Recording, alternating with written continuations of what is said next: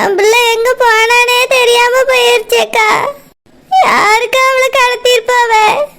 ஒரு நாள் கூட இப்படி என்கிட்ட சொல்லாம அவ எங்கேயுமே போனதே இல்லை. ஆமாடா, அழாதம்மா, பிள்ளைக்கு ஒன்றும் ஆயிருக்காது, நல்லபடியா வந்துருவா. இல்லத்த, எனக்கு பயமா இருக்கு. நிச்சயம் நடக்க போற நேரத்துல அவ காணாம போயிருக்கானா? என்ன அர்த்தம்? என் பிள்ளைய யாரோ கடத்திட்டு போயிட்டாவத்த. உங்களை கடத்தின யாரோ தான் என் பிள்ளையும் கடத்திருக்காவ. கொஞ்சம் யோசிச்சு பார்த்து சொல்லுங்க, உங்களை யாரு கடத்தினா? தெரியலையேம்மா. நான் பாத்ரூம் போயிட்டு வெளியே வரும்போது கரண்ட் கட் ஆயிருந்தது. அப்ப யாரோ என்னைய கடத்திட்டு போயிட்டாவ. பிறகு நான் முழிச்சு பார்க்கும்போது மூட்டைக்குள்ள இருந்தேன்னு எல்லாரும் சொன்னீங்க. என்னைய கடத்திட்டு போகும்போது நான் ஜெனிபர் ரூம்ல தான் இருந்தேன். அப்போ என் பிள்ளைதான் கடத்த வந்திருக்காவ. மாத்தி உங்களை கடத்திட்டு போயிருக்காவத்த. ஆமா ஆமாடா, அதான் நடந்திருக்கு. இப்பதான் எனக்கும் தெரியுது. நம்ம அப்பவே கொஞ்சம் உஷாரா இருக்கணும். இப்போ வரைக்கும் இந்த விஷயத்தை யோசிக்காமலே இருந்துட்டோமே. ஏக்கா, என் மாமியார தேடி கண்டுபிடிக்கும் போது ஜெனிபர் நம்ம கூட தானக்கா இருந்தா. ஆமாம்மா, அத்தை கூட கூட வந்து பேசினாலே. ஆமாக்கா, அப்பத்துல இருந்து அவளை நம்ம கண்காணிச்சுக்கிட்டே இருந்திருக்கணும். தனியா விட்டுருக்க கூடாது. தனியா விட்டதுதான்க்கா நம்ம பண்ண தப்பு. அத்தையை கடத்தினாவ, என் பிள்ளையும் கடத்திட்டு போயிட்டாவ. அமுதா, ஜெனிபரை கடத்தி என்னமா பண்ண போறாவ? அதுவும் இத்தனை பேர் இங்க இருக்கும்போது. எக்கா, அதான் சரோஜா சொன்னால, உன் சம்மந்தி தாக்கா எல்லாத்துக்கும் காரணம். ஜெனிபரை அந்த பையனுக்கு கல்யாணம் பண்ணி வைக்கிறதுக்காக கடத்திட்டு போயிருக்காவ. நம்ம நிரோஜாவுக்கு கல்யாணம் பண்ணி வச்ச மாதிரி. சித்தி, மாமியார் அப்படிலாம் பண்ணிருக்க மாட்டாவ சித்தி. இல்லம்மா, உன் மாமியாரை தவிர இந்த வேலையை வேற யாரும் பார்த்திருக்க மாட்டாவ. உன்னையவே கூட்டிட்டு போய் தைரியமா கல்யாணம் பண்ணி வச்சு கூட்டிட்டு வந்திருக்காவ. அதே மாதிரி என் பிள்ளையும் கடத்திட்டு போயிருக்காவ. அவிய பண்ண வேலைதான் இது. எனக்கு அந்த மீன்காரி மேலதான் சந்தேகமா இருக்கு. ஏன்னா அவட திறந்த வீட்டுக்குள்ள நாய் நுழைஞ்ச மாதிரி அடிக்கடி வந்து வந்து போவா. எத்தே, என்னதான் இருந்தாலும் அவிய என் வீட்டு சம்மந்தி இல்ல. ஆமா, சம்மந்தி. மறுபடியும் உன் பிள்ளைய கட்டி சம்மந்தியானா? அதுவே யாருக்கும் தெரியாம நடந்த திருட்டு கல்யாணம். நீ தான் அவளை சம்மந்தின்னு மதிச்சு வீட்டுக்குள்ள சேர்க்க. ஆனா அவ மரியாதை கொடுக்க அளவுக்கு தகுதியானவ கிடையாது. சித்தி, அவ வந்தாளா இல்லையா? என்ன கேள்வி இது, பையன கேள்வி? நீ தானே ஜெனிபரை தேடிட்டு போனா. இங்க வந்து வந்தாளா இல்லையான்னு கேட்டா என்ன அர்த்தம்? நான் தான் தேடிட்டு போனேன், எங்கேயுமே கிடைக்கலையே. அதான் வீட்டுக்கு வந்தாலான்னு கேட்டுட்டு இங்க வந்தேன். ஆமா, இங்க இந்த வீட்டுல போயிட்டாவளோ? சரோஜா போயிட்டாவம்மா. சரோஜா, என் பிள்ளை எங்க போச்சுன்னு விவரமே தெரியலையம்மா. தெரியல சித்தி, தெரிஞ்ச நான் கையோட கூட்டிட்டு வந்திருக்க மாட்டேனா? என்னம்மா நீ இப்படி சொல்ற? பிள்ளை எங்கம்மா போயிருப்பா? பொம்பளை பிள்ளை இப்படி யாரோ கடத்திட்டு போயிட்டாங்களேம்மா. நீங்க நினைக்க மாதிரி யாரை கடத்திட்டு போல சித்தி, அவளதான் போயிருப்பா. சரோஜா, என்னம்மா நீ இப்படி சொல்ற?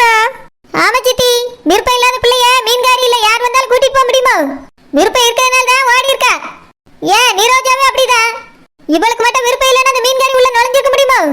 சரோஜா, என் பிள்ளை அப்படிலாம் இருக்க மாட்டாம்மா. காதலுக்கு இதெல்லாம் எதுவும் இருக்காதுமா. சித்தி, நாங்க கூட நிரோஜாவை அப்படிதான் நினைச்சுக்கிட்டு இருந்தோம். என் தங்கச்சி அப்படிலாம் போக மாட்டா, எங்களை அசிங்கப்படுத்த மாட்டான்னு நினைச்சோம். ஆனா கடைசியில என்ன நடந்துச்சு? நிச்சயம் எனக்கு இதே மாதிரிதான் ஓடி இருந்தா. இப்போ ஜெனிபரா அப்படிதான் ஓடி இருக்கா. ஆனா இதுல சம்பந்தம் மீன்காரிக்கு தான் இருக்கு, அது எனக்கு நல்லா தெரியும். பாரட்டா எப்படினாலும் வீட்டுக்கு தான் வருவா. அப்ப பாத்துக்கல, கொஞ்சம் அமைதியா இருங்க. சரோஜா, வேண்டாமா, எனக்கு ரொம்ப பயமா இருக்கு. வாமா, போலீஸ் ஸ்டேஷன்ல போய் கம்ப்ளைண்ட் கொடுத்துட்டு வருவோம். இங்க பாருங்க சித்தி, இன்னைக்கு ஒரு நாள் வரலன்னா நாளைக்கு கம்ப்ளைண்ட் கொடுத்துக்கலாம். அத்தனை பேர் அங்க இருந்தவளே தான் நானும் ஜெனிபருக்கு சப்போர்ட் பண்ணிட்டு இருந்தேன். ஆனா யோசிச்சு பார்க்கும்போது இப்ப தெரியுது, ஜெனிபர் விருப்பம் இல்லாம போவேல, அவ விருப்பத்தோட தான் போயிருக்கா. சரோஜா, என்னமா சொல்றா?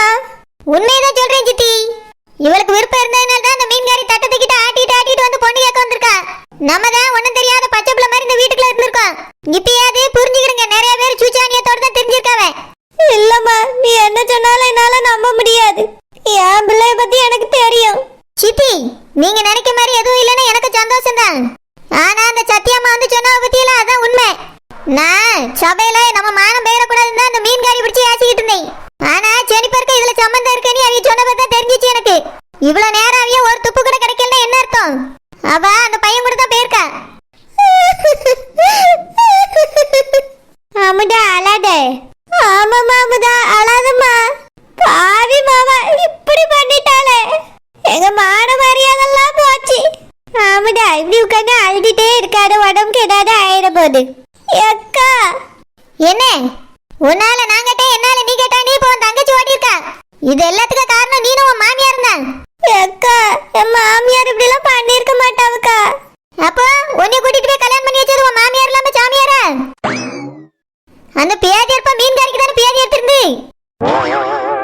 அக்கா நீ பண்ண வேலைனால இப்ப அரவிந்த் கோவத்துல போயிட்டாருக்கா. நானும் என் பிள்ளைய கைவிடப்பட்டு இப்ப தெருவுல நிக்கிறோம். போய் நில்லு, அப்பதான் தெரியும். ஒரு நல்லவனை நம்பி ஓடனேன்னு ஓடனால இப்படிதான் இருப்பான்வே. இங்க பாரு நீரோஜா, அவன் தான் முக்கியம்னா இப்பயே போய் அங்க காலில் விழு. ஒழுங்கு மரியாதை இந்த வீட்டுல இருக்கன்னா நல்லபடியா இரு. ஏன்க்கா இப்படி பேசுறா? கல்யாணம் முடிஞ்ச பொண்ணுக்கு புருஷ வீடு முக்கியம் தானே. புருஷ வீடு முக்கியம் தான், ஆனா அவனுக்கும் நீ முக்கியம் நினைக்கணும்ல. அவனே நினைக்காம போன பிறகு நீ எதுக்கு நினைச்சுட்டே இருக்க? என்ன சொத்த நேரம் போற இந்த ஜெனிபர் கிடைக்கட்டும், அதுக்கு பிறகு அவனுக்கு இருக்கு. பேதி எடுப்பா ஆத்தாக்காரி கூட சேர்ந்துட்டு வேண்டானே விட்டுட்டு போறான். அவனுக்கு பேரிட்டான், அதுக்கு பிறகு இருக்கு. அமுதா, ஏங்க என்னங்க ஆச்சு? பிள்ளை கிடைச்சாலா? இல்ல அமுதா, பிள்ளை கிடைக்கவே இல்ல. நானும் எல்லா இடத்துலயும் தேடிட்டேன், எங்கேயுமே இல்ல அமுதா. நம்ம பிள்ளை எங்கெங்க போயிருப்பா? தெரியலையா அமுதா, நம்ம இந்த ஊருக்கு வந்ததே தப்பு. ஐயா ஜோசப், தங்கச்சி கிடைச்சாலப்பா? இல்லம்மா, எங்க தேடியும் கிடைக்கல. நானும் அப்பாவும் சேர்ந்து தான் தேடிட்டு இருந்தோம். ஏங்க நேராவே எனக்கு ரொம்ப பயமா இருக்குங்க. நம்ம பிள்ளைக்கு ஏதோ ஆயிருக்குமோன்னு தோணுதுங்க. போலீஸ்ல கம்ப்ளைண்ட் கொடுத்துருவோமாங்க? ஆமா அமுதா, இதுக்கு மேல நம்மளால ஒண்ணும் பண்ண முடியாது. போலீஸ்ல தான் கம்ப்ளைண்ட் கொடுக்கணும். ஆனா நம்ம இவ்வளவு பேர் இங்க இருந்தோம், ஜெனிஃபர் எங்க அமுதா போயிருப்பா? காலையில கூட வீட்டுல தானே இருந்தா. ஆமாங்க, மாப்பிள்ளை வீட்டுக்காரவியும் வர்றதுக்கு கொஞ்ச நேரத்துக்கு முன்னாடி கூட நான் அவளை பார்த்தேன். பார்லர்ல இருந்து மேக்கப் போட ஆள் வந்ததுக்கு அப்புறம் தான் அவங்க பாத்துக்கிடுவாங்க. நான் பாட்டுக்கு அசால்ட்டா இருந்துட்டேங்க. எனக்கு முன்னக்கூட்டியே தெரிஞ்சிருந்தா பிள்ளைய விட்டு நகர்ந்திருக்கவே மாட்டேங்க. பிள்ளை பக்கத்திலேயே இருந்திருப்பேன். பிள்ளை எங்க போனானே தெரியலையேங்க. ரொம்ப பயமா இருக்கு. என்ன சிம்பு? சித்தி வந்திருக்கா? என்னது சித்தி வந்திருக்கா? சித்தி இந்த நாள நிக்கா? மம்மி, நேரா சித்தி இல்ல மம்மி, ஜெனிஃபர் சித்தி. சிம்பு விளையாடாத. உண்மையா மம்மி, ஜெனிஃபர் சித்தி வந்திருக்காங்க வெளிய. ஏன் பிள்ளையா? ஆமா சின்ன பாட்டி, ஜெனிஃபர் சித்தி வந்திருக்காங்க. ஏங்க பிள்ளை வந்திருக்காளா? வாங்க உடனே போய் பாப்போம். இங்க பார் சிம்பு, ஜெனிஃபர் மட்டும் வரல, அடிதான் வாங்குவா. மம்மி, சித்தி வந்திருக்காங்க மம்மி, வந்து பாருங்க. வா போய் பாத்துட்டோம். எவ்வளவு தைரியம் இருந்தா எங்க அம்மையை தலையில கட்டி போட்டு அந்த ஓனர் அடிச்சிருப்பாங்க. எங்க அம்மைக்காக கேட்க யாருமே இல்லைன்னு நினைச்சிட்டாவ்ளோ. என்னைக்குனாலும் எல்லாரும் என் கால அடிக்கதான் வரணும். இந்த ஓனர் வந்து எங்க அம்மா காலில் விழுந்து மன்னிப்பு கேட்காம அந்த நிரோஜாவை நான் ஏத்துக்கிடவே மாட்டேன். ஐயா அரவிந்த், அப்படி எல்லாம் சொல்லாதப்பா. என் மருமக பாவையா. மா, நீங்க அடி வாங்கும் போதே அவ பக்கத்துல தான் நின்னுட்டு இருந்தா. அவ சொல்லதாப்பா செஞ்சா. வானர் தான் கோவப்பட்டுட்டாவே. வானரை பத்தி தான் உனக்கு தெரியுமே. அவிய கோவப்பட்டா யாராலையும் எடுத்து பேச முடியாது. பேசினாலும் கேட்கவும் மாட்டாவே. ஆனா என் மருமக அப்படி கிடையாதுயா, நல்ல பிள்ளை. அவளை நீ தப்பா நினைக்காதயா, வீட்டுக்கு கூப்பிடு. என் பேத்தியும் பார்க்காம என்னால இருக்க முடியாதுப்பா. சீக்கிரமா போய் அவிய ரெண்டு பேரையும் கூப்பிட்டுட்டு வாயா. முடியாதுமா, அந்த ஓனர் வந்து உங்ககிட்ட மன்னிப்பு கேட்கணும். அடிச்சது தப்புதான்னு மன்னிப்பு கேட்கணும். அப்பதான் நிரோஜாவை நான் ஏத்துப்பேன். அது வரைக்கும் அவ அங்கேயே இருக்கட்டும்.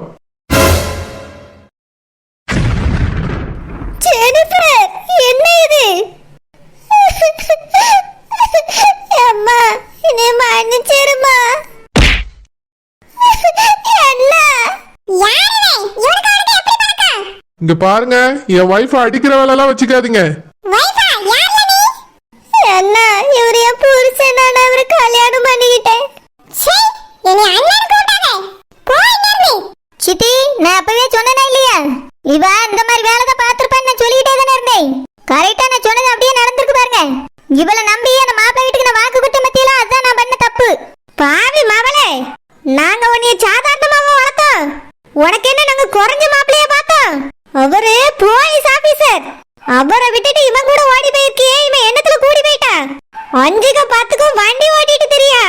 இவனை போய் கல்யாணம் பண்ணிருக்கியே, உனக்கு கொஞ்சமாச்சும் அறிவு இருக்கா? அம்மா அனுப்பிச்சிருங்கம்மா. இவன் உன்னை வற்புறுத்தி கூப்பிட்டானோ? உனக்கு கட்டாய தாலி கட்டினானோ? அம்மா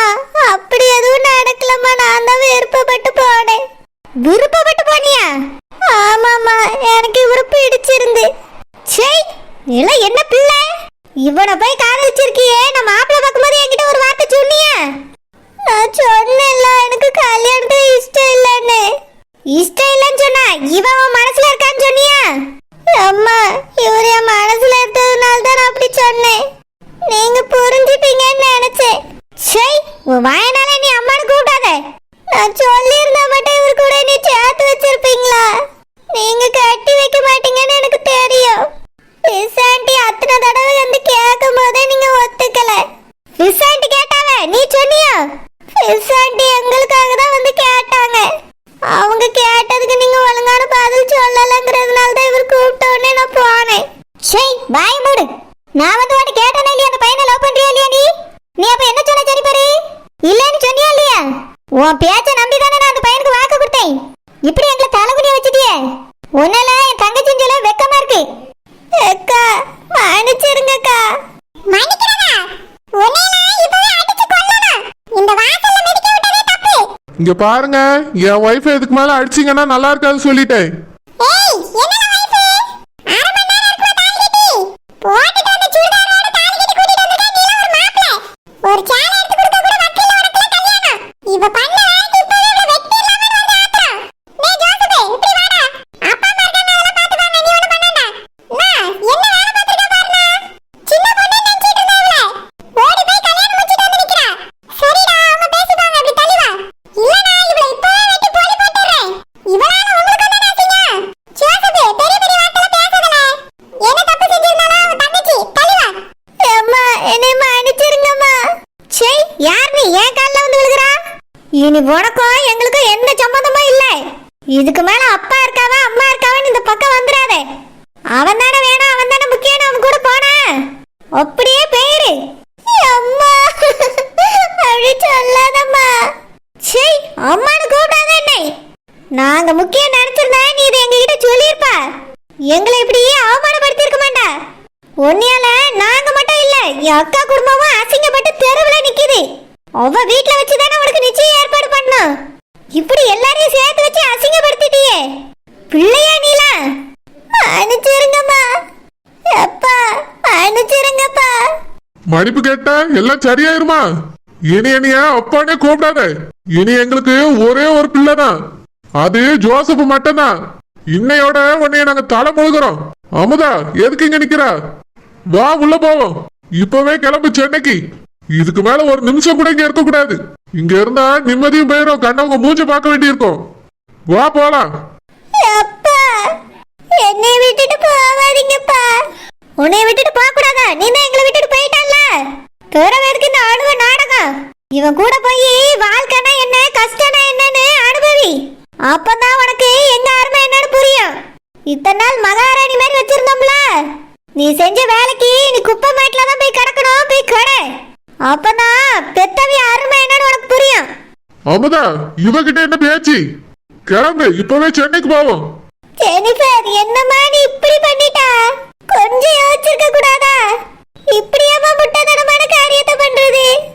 சாரி பெரியம்மா. சே, சாரியாது பூரியாது. ஏமா, இவட்டெல்லாம் என்ன பேச்சு வேண்டி கிடக்கு? உள்ள போங்க எல்லாரும்.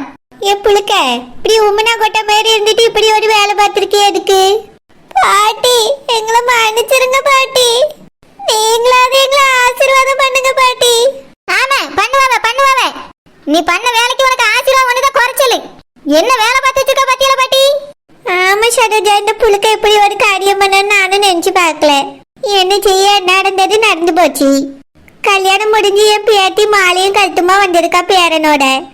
உள்ள கூப்பிடுமா, பாலும் பழமும் கொடுத்துருவோம். ஏ கிழவி! ஐயோ, நான் அப்படியெல்லாம் சொல்ல மாட்டேன், உள்ள போறேன். இங்க பாரு, நீ செஞ்சது பெரிய தப்பு. ஆனாலும் என்ன செய்ய, கூட்டிட்டு போய் நல்லா இருங்க. ஒழுங்கா வாழ்ந்தா சந்தோஷம்தான். நான் ரொம்ப கோபமா இருக்கேன். இந்த கிழவி கோவமா இருக்கிறது ரொம்ப நல்லா தெரியுது. என்ன இங்க நின்னுட்டு இருக்க எதுக்கு?